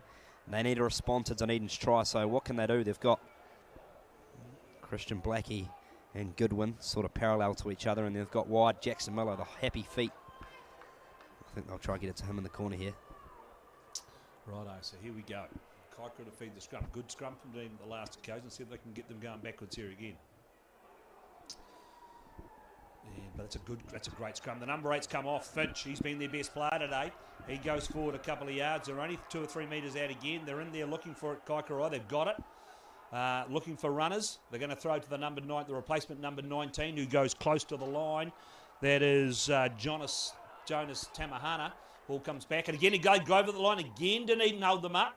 They're dragged back again. They must get over here though. They're close. They're scored. Try time. Referee says try. 15 all. Kick to come. Not sure who that was. The last man up by the look of it. I think that could be one of the. What was that? That could be the number 7, isn't it? I just can't quite see from here. But that's a nice try to Kaikoura. They deserved that try. And it's now 15 all. Kick to come. Yeah, relentless pressure there from Kaikorai. Eventually had to give in for the Sharkies. Was very brave defence. They did well to hold them out for that long. But Kaikorai, again, we just spoke about it before, converting opportunities in your red zone. And Kaikorai have done that with their first opportunity of the second half. And Jackson Miller Jackson Miller, the wee winger, to come in to take the kick at goal. And can he put it over? I'm just trying to find it. I just think, who is that? Is that the number 8 that scored? I just can't. Wish you'd just turn around for me. Looked like Josh Keenan. The number 7, the captain. Yeah. I think you might be right. Might have been the open side. I can see the number 8 there. Right, so here we go. Jackson Miller. Can he put them in front? Still 19 minutes to go in this game. Anybody's game. Jackson Miller comes in. And that's a nice kick. But it's way to the right. Way to the right. So 15 all. This game is all tied up. Anybody's guess as who wins this game from here. Anybody's guess. They're going to do the quick kickoff here. And they've kicked it down into the 22, back into the hands of Rodden, the number 9. And he puts it out on the 10-metre line. Yeah, we're all locked up. 20 minutes to go, just under. Which side wants it more? Who's got more in the tank? Right, here we go. Dunedin to throw to this line out. What's the bet? They go to Thompson. Yeah, he's been good at line out time. He's looking a bit knackered. Just needs to push into the reserve tank here as they go to the back, and it's well executed. Yeah, well done. Ball comes wide. And there's Grayson Hardy. Replacement 6. Dunedin looking to get that back. It's been a very slow coming back though, and this time Thompson takes it forward and goes a yard. Kaikorai tried to get it and spoil it, but Dunedin have got over the top of it. Referee's got his arm out for a penalty again. That was a very ambitious pass from Cam Burrows. He rates his ability to offload, but I felt that was just a wee bit too much. Razzly back there. I didn't mind it though. So what do they do here? This kicks right in front. Surely he takes the 3. Yeah, I think you've got to. Again, Dunedin, another opportunity to get some points down the send. Good to see the old fellas, the 2 oldest men in the team, and Aidan Lloyd and Tomo, just go and have a chat with the referee, tell him he's doing a great job. Yeah, we're trying pat to him on the shoulder. Look, he's just giving him a wee pat. So that's what's going on. That's what you need. That's your experience coming out. So what are they going to? We've got a man down. So what's the plan here? I think you got to step up and take the 3. Still plenty of time left in the game. McNulty looks like. Well, he kicked the last one, so he perhaps should get himself a couple of yards while the referee's not looking. It's the wee halfback that was down for Dunedin, Bailey Moody. And just touching on him, Petey, obviously his first year at the Dunedin club this year, I believe. He's played a bit of Colts footy, then he got called up into the Premier side, and obviously couldn't come back down to Colts level due to the rigs around that. But he's been good for the Sharkies, hasn't he? Yeah, well, this is the kid that played New Zealand Barbarians last year, Bailey Moody. There's not much of him, but look, he's a tough kid. He's got a nice pass. He's just got to do some work on that pass. He just gets his elevation a bit wrong on that passing at times, but he's quick, and he's for a wee fella. He's very combative. Has he nailed that one? Or has he dragged that? No, he's got that. 18-15, the penalty to Dunedin. That's good work from McNulty. Remember, he's the replacement goal kicker because Riley Forbes went off in the first half. So 18-15, Mark Scully. That'll warm the cockles of Mark Scully's heart, being one of the biggest first fives that ever played in this town. Did a lot of goal kicking, and he'll be pretty happy with that. 18-15. We've still got 17-18 minutes to go in this half. Aidan Lloyd again's underneath it. What's he going to do? I thought he was going to have a kick there for a minute. Then he charges forward. Then go the Dunedin forwards over the top. Back to Bailey Moody. Will he put the kick in here? And he does. He puts the weak kick over the top. Down towards the halfway, but it's straight into the hands now of the replacement. He's a big-looking guy. He's storming forward. Nobody wants to make a tackle on him. Still going. One of the great runs. Replacement player. I'll get his name in a minute. Ball comes back on the Kaikoura side. Picked up again by one of the big props. They're charging towards the line now, Kaikorai. They're getting back into the game. Remember, they're down by 3. Looking for a runner. Steele's got it now. He charges towards the line. Dunedin over the top of that. Camley, referee says penalty. And that was some great work there from Ollie Lee, the other big Dunedin prop, got over the top and grabbed that ball. Pretty unlucky there for Kaikoura. That was a great run from the number 19. Jonas and Tommy Hunter, I've got him down. Yeah, he is. That was a very good piece of work from him. He's a big piece of meat. And it'll be McNulty with the relieving penalty, and they'll be very relieved to get that penalty. They should be shouting. They should be shouting for Big Ollie Lee after the game today, after getting that turnover. Yeah, he's earned his point there. Ollie Lee, great break there from Tommy Hunter. Beat 3 or 4 defenders. Kaikoura just couldn't quite get the men to the breakdown to secure it though. 15 minutes to go in the big dance. 18-15. And there's a few more men gone down. Try to get you some around the grounds updates. In your one there, the Dunedin Tigers did come away with it. 28 points to 20. 28-20, pretty tight. The Prem Celts have wrapped up. University Blue bet Alhambra Union 49-24, 62-0 to the Devils and 57-0 to the Marco over Harbour. So this is what it'll mean is this, from what I can work out, in Championship Colts, the junior Colts grade, the Kaikoura top side will play the Tigers, and the Dunedin Bulls, they will play the second Kaikoura side. And in Prem Colts, you will have the top Kaikoura side playing Tyree, and your mighty Southern team taking on the Sharks. Can't wait. It's going to be a classic. Again, that's a nice little move, intricate move at line out time. And here he goes, the big man. Charges it up. Ball comes back. There's arms thrown in the air. Didn't release, but referee says play on. Space here. That's a space. Oh, and again, he just couldn't get away. Aidan Lloyd. Good run from big Aidan Lloyd. That's still going, Lloyd. That's a nice run from the hooker. Ball comes back to Dunedin, right and just on the halfway now. Looking for a runner. They've found Burrows. And he charges. He only knows one way, big Cam Burrows. Goes forward. Kaikorai are over that. They're lying on the ground. Ball comes back on the Dunedin side. And this time we've put a wee kick over the top to Ness Scully. And who puts it out. That's a interesting move, but we'll take it. That's good. There was some good yardage there, and that's possibly what they need to do now. Play the book game down this end. Yeah, time off for Logan Woody as well. Don't know if we've got some substitutions potentially coming up. I see Steele's come on for Dunedin, the number 22. He's come on to the wing. Chicane Pryor still on. It looks like we may have a new halfback on, have we? Yeah. We've got McNulty gone into halfback here. What's going on here? Have we lost Bailey Moody? Bailey Moody has gone off, hasn't he? So McNulty's now playing halfback, from what I can see. I'm very confused. Logan Jones for Kaikorai has left the field. Good stint from him. His shoulder, he's been out for a long time with a shoulder injury, so best to err on the side of caution there as Kaikorai make a sub. Could be Will Henderson. Ball to be thrown in by Kaikoura. So they wouldn't have subbed Bailey. Remember, he was limping around, so they've obviously taken him off through injury, and now McNulty's playing halfback.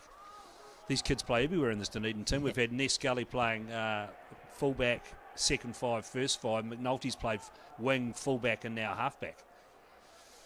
Hard to keep up. That's a nice kick over the top. Somebody underneath that. Yes, they get back there, Dunedin. That's nicely taken down by Goodwin. That's a nice solid run from Big Kaikorai straight over that. Dunedin got some numbers there quickly. That was good work. And then referee said he knocked it on. McNulty, the replacement halfback, has knocked that on.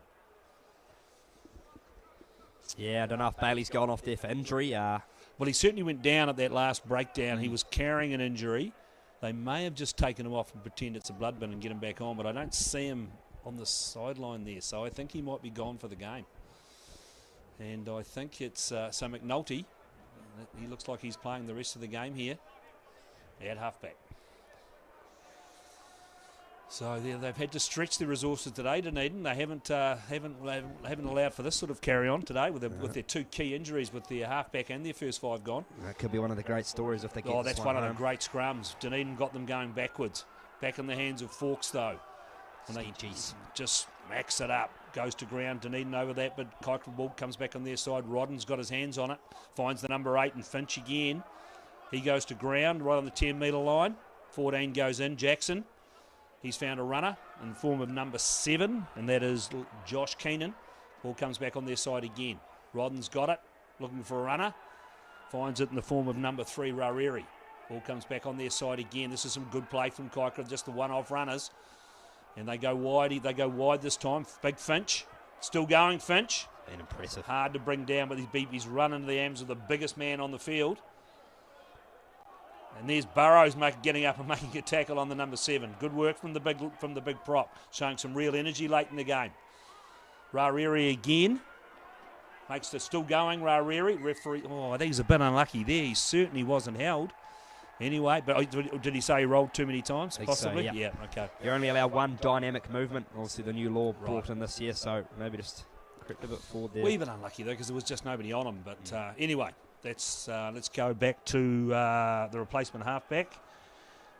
And that's McNulty, and he's found touch. That's not a bad wee touch finding from him, just outside the 22. Cam Barrow, we'll touch on him. He's been impressive today, hasn't he? Well, look at him. Look, he's eaten a couple of people before he arrived here today. Looking at that shirt of his, but mate, he's a lot fitter than he looks. And he's carried for them all day, and he's still going. Like, they've lost to Tanovich, he's gone off. So it's cut down their number of ball runners. So, and there is taken up again by Thompson, and they've got it and they've picked it up. Aidan Lloyd is the other one who's been great for them today. He gets in. Grayson Hardy gets over the top. Cam Burrows plays halfback now. And then he gets a wee drive on. He's got Trainer on his shoulder. McNulty in there looking for it. They're going to go to Burrows again. He's just going to carry for the 800th time here today. He's taking over from Mark Grieve-Dunn in terms of carries for Dunedin. Ball comes back to Scully. Scully goes wide to Goodwin. They're looking for runners out wide. Ewington, they found Ewington. Ball comes back to McNulty. Liam Trainer's looking to take it forward. Only knows one way, Liam Trainer. Goes to ground. They're only 15, 16 metres out. And that's that man Burrows again. He's still making yardage every time. Ref ball comes back. Again, the arms go in the air. He's got them for a penalty. That's right out in front. That'll be crucial. Ball comes back on the Dunedin side. Burrows has got it. They go wide this time to Chicane. Chicane! He fell over his own feet. Then he picked it up and he drove at the line, comes back on the Dunedin side. Have to score here. Burrows, can he get over? Big Cam Burrows, no, driven back. Great defence. Referee's got his arm out for yet another penalty. Ball comes back slowly, looking for a runner. They should have gone to the biggest man on the field there. He was right outside looking for it. Ball comes back on the Dunedin side. Again, they've got another penalty. Ball comes back again, and they charge at the line. They're still 2 metres out. Great defence from Kaikorai. And they've got some men around the other side of the ball. This is very slow coming back. Scully's got it now. Thompson, what's he going to do, Thompson? Not much. Gives it back to Scully. He pops it up. Here he goes, number 11, the wee McNulty, the new halfback. They drive at the line again. They're only a metre shy. Ball comes back. Referee says he's got to send somebody here. There was 3 or 4 in a row. What's he going to say? He's told them all to get out of the way. Yeah, big Richard Thompson. Big Thompson's giving him, just reminding him. They're going to take a shot at goal. This will be right in front. What's the referee going to say? Does somebody go to the bin? He's bin somebody. Yeah. Christian Blackie as well. That's huge. That's the centre. Yeah, so what are they going to do? Done. They've got it. So it's 18 to 15. McNulty will take they're calling for a scrum. Now, talk me through this. Yeah, don't mind it. Don't you? Obviously, Kaikorai 1 man down now. Oh, no, fair enough. Here, yeah, overlap in the backs, okay. Christian Blackie. So yeah, okay, no, that's a good. Thompson called for it. He pointed straight there at the scrum. I don't think he's the captain. Experienced, isn't he? I don't think he's the captain, but he's called for it. Then again, the captain's gone off, so Thompson's probably taken over. Interesting the setup here. Obviously, Skelly in the pivot role. So two inside, sort of. Oh, and they said they've made a bit of a change around. They've actually they've put the massive big front row in now, so they've now put Burrows into hooker, and Aidan Lloyd's gone to number 8. Don't be surprised if they attack blind here and get the ball in little Chicane Pryor's hands. I don't think they'll be going past the 8. Yeah, agree. I think they'll just try and muscle this over. McNulty to feed. Here we go. Didn't get in. Let's do it again, says referee. Remember, we've got 9 minutes to go in the game. It's 18 to 15. Dunedin up. Still anybody's game, but if they can get over here and give themselves a 10-point lead, that'll make it tough in the last 8 or 9 minutes for Kaikorai. Yeah, certainly will. These are the crunch stages. What you train all year for, your Tuesday, Thursdays. Well, most of the time these guys play touch, let's be honest with us. Let's not get carried away. It's not like Prem Colts. That is true. Although, to be fair, they did train till 7 o'clock on Thursday, the Dunedin Prem 2, which was a record for them. Scully reckoned he was out of ideas by then, 7 o'clock. This is a good pickup. Lloyd's got it. They've gone to Chicane. Chicane, and he's gone in. Too much gas, you called it. Just a simple 8-9. And little Chicane Pryor over in the corner, and it's now 23 to 15, kick to come. Yeah, they had the numbers, attacked blind, getting the big 8 off. 8-9, very simple, great execution of the pass, and all Chicane had to do was put it down. The only drama is, mate, that they did score quite wide. I was hoping they might keep that a bit closer. So 23, that is an 8-point diff. So we're talking. They've got to score twice. We've got to score twice in the best part of 8 or 9 minutes. And McNulty's going to take this kick just outside the 22, and he's right on the touchline. It'll be a major achievement to kick this over. Here we go. 7 minutes and counting. Dunedin looking for back-to-back Premier banners. Of course, last year they defeated Green Island out at Miller Park.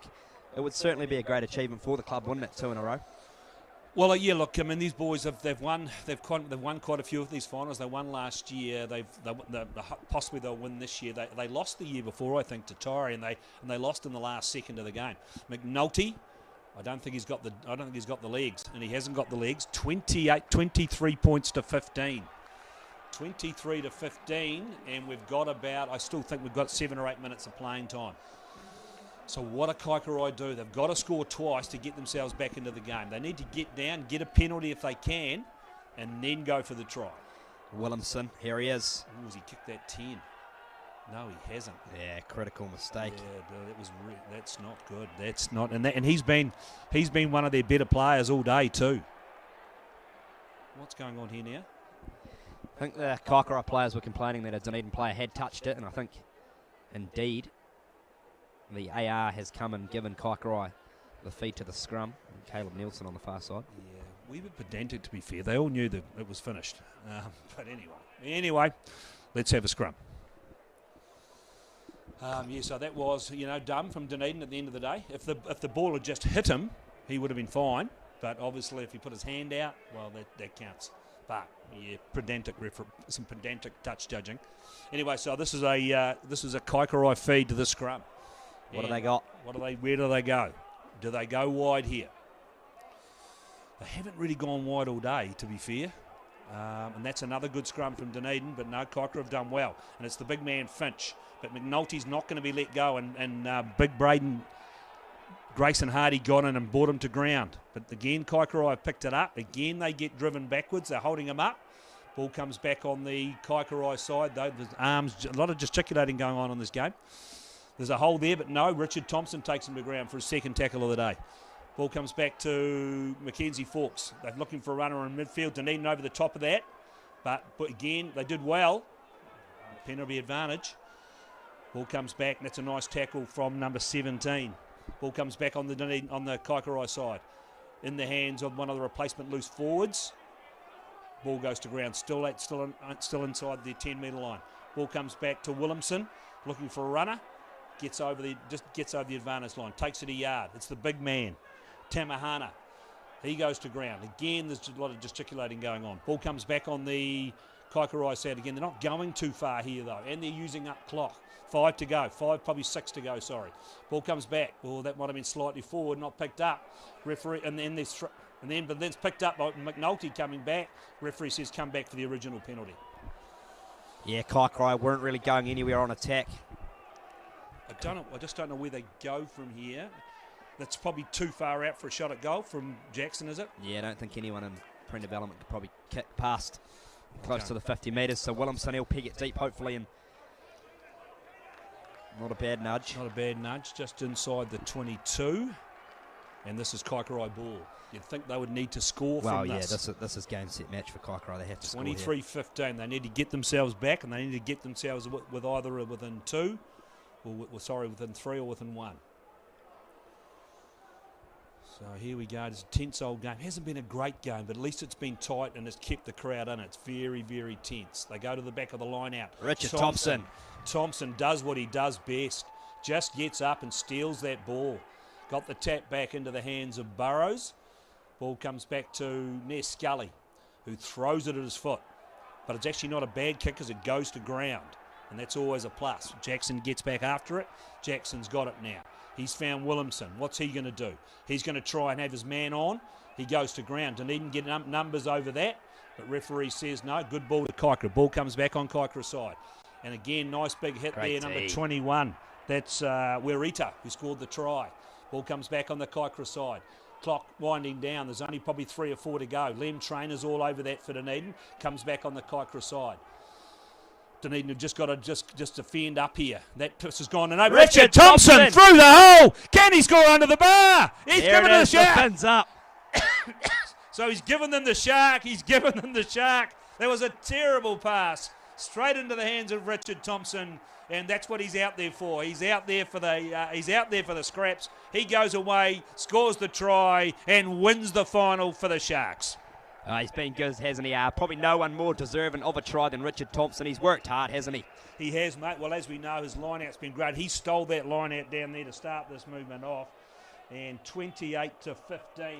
Just some great work there, but Kaikoura boys will be a bit disappointed. They had the chance to go wide, and I'm not sure who threw that pass, but it wasn't a great pass. It went to ground and basically just popped up into Richard Thompson's hand, and it was good night, Nurse. Oh, as you made the point, he earned that try, didn't he? He got Dunedin out of that red zone. And then all he had to do, Macca Forks, look, they had to give it wide, the clock winding down, but Richard Thompson there to pick up the scraps, under the sticks, fins up. The Premier 2 banner is heading back. You normally do the fins up when you've actually scored, not when you're actually running in to score. That's what Richard Thompson did there, and McNulty's kicked the goal, so it's 30 points to 15. A little bit of I was going to say something that probably shouldn't be said on air there, Petey, so hold it off at pre. Yes, he just couldn't help himself. The boys will be happy about that. They can go into the sheds. What Kaikoura just need to do, probably need to perhaps get their hands back on this unless they can pick up a late try. That was brilliantly picked up by number 17 for Dunedin. Not sure who that is. He's not very big. And the way he comes, that's another one of the big men. That looks like Big John Stowers. And it's Chicane. Chicane. Can he go all the way, Chicane? Has he got the gas? He certainly. No, he hasn't. Oh, no, they've knocked it on. Werita. All he had to do was hold the pass and score in the corner. There was some great defence from Tamahana, who got across there to get the fastest man in club rugby.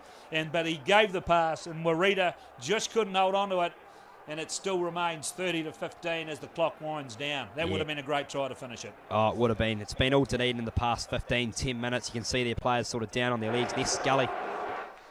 They're in there, they're roaring now. There's a few boys down with cramp. Ness Scully was down for cramp, but they're going again. And this time it's Kaikorai on their own line. As the clock winds down to the finish, remember it's 30 points to 15. Look at these green and gold jerseys. As they're piling in here now. They're just coming in their droves now. The busloads of them turning up, all ready to go for their first. They're thinking their first win in 43 years. Ball comes back on the Kaikorai side. They go out into the midfield. Now they've got some numbers. They're throwing a pretty average pass to Jackson, but he sent his man away on the wing, but little Chicane's run him down. got up and run them down. In go the Dunedin boys, and they've turned that over. Dunedin have got hands over the ball. Referee says penalty. What are they going to do? They're going to tap and go. Number 20, Ewington. It's actually been okay. Ewington's has come on. Grayson Hardy's on top of that. Ball comes back on the Dunedin side. Can they put some icing on it? Burrow says no. Burrows. We'll kick it into touch and finish the game as the Dunedin boys come charging onto the field. All over here, 30 points to 15. Possibly, look, I'm probably biased, Wheels, but I mean, they had the majority of this game in terms of possession, territory, and the ball. So possibly an injustice they didn't win that. Oh, look, they learnt from what they didn't do in the first half, and that's execute down on their try line, didn't they? And Dunedin very clinical inside the 22 in this game, and in the second half, they were all over Kaikorai. Very, very deserved winners, and look, it's going to be a big night at Shark Park, no doubt. I couldn't believe that we couldn't say it was fitness, but we may have to say it was fitness because I've never had them down as being a very fit team. There's Big John Crowley, life member. He's hugging players. Now he's been the manager of this team, I think, for something like 25 years. That's how long he's been with this team. Who's your player of the match, PD? I'm going Cam Barr. Look, I hate to say it, but I agree with you. I think Cam Barrow is our guy. I think he's our guy. I may have to go down and do this presentation, Will. So, look, I'd just like to thank our sponsors, Garador, Mitchell's Tavern, Roslyn Mowers and Heating, Mr. Heat Pump Cleaner, Fred's Fencing, the ODT, Trade Assist, Selmac Insulation, Steve Mowat Building, Channel 39, and Liquorland. We will be back with the second game, which is going to kick off at 3 o'clock between the Big Prem for the Big Prem final for the Spate Shield between Green Island and Tyree. Battle of the Saddle. It could be one for the ages as the crowd starts building here. You've just got the teams now just shaking hands, mate. So I might have to call it here and go down. Thanks for the call, and we'll be back with you again at 3 o'clock.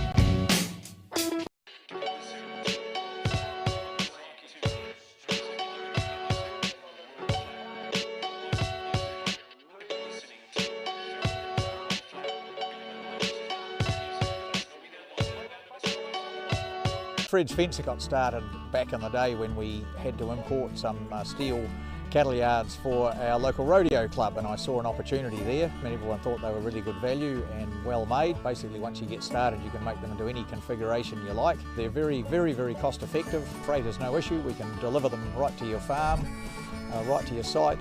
That, in a nutshell, is what Fridge Fencing is. Feel free to ring me at any time, and I'm just only too happy to have a chat with you.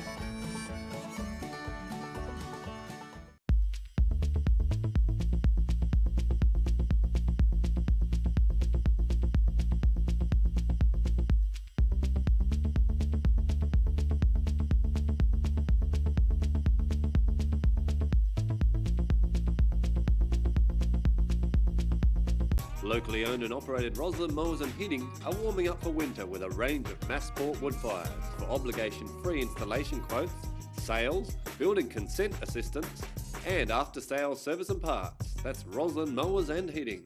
Fridge Fencer got started back in the day when we had to import some steel cattle yards for our local rodeo club, and I saw an opportunity there. Everyone thought they were really good value and well made. Basically, once you get started, you can make them into any configuration you like. They're very, very, very cost effective. Freight is no issue. We can deliver them right to your farm, right to your site.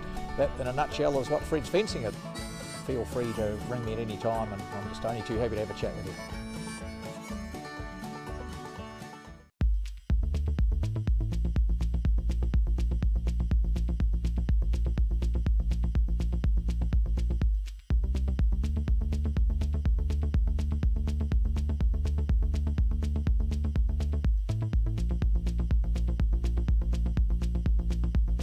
Locally owned and operated Roslyn Mowers and Heating are warming up for winter with a range of Massport wood fires. For obligation-free installation quotes, sales, building consent assistance, and after-sales service and parts. That's Roslyn Mowers and Heating.